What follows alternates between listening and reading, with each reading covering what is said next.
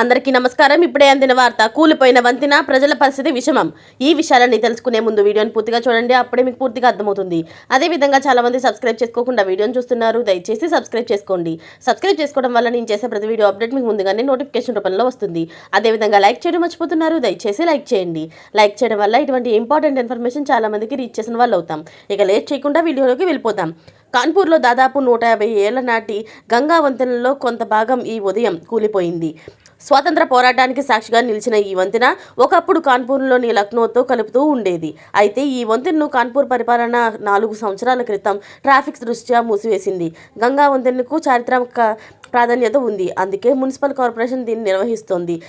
వారసత్వ సంపదగా చూపిస్తేందుకు కోట్లాది రూపాయలు వెచ్చించి సుందరీకరణ చేశారు. అయితే మంగళవారం వంతెనలో కొంత భాగం సుమారు 80 అడుగులు కూలిపోయింది. గంగా జిల్లాలో మునిగిపోయింది. గంగా వంతెన ప్రత్యేకత ఏమిటంటే పైన వాహనాలు, సైకిళ్లు వెళ్లేవి. పాదచారులు కింద నుంచి వెళ్లేవారు. బ్రిటిష్ హయాంలో ఈ వంతెన కాన్పూర్ నుండి లక్నో వెళ్లే ఏకైక మార్గంగా ఉండేది. ప్రజలు కాన్పూర్ తర్వాత లక్నో నుండి ఉన్నావ్లోకి ప్రవేశించేవారు.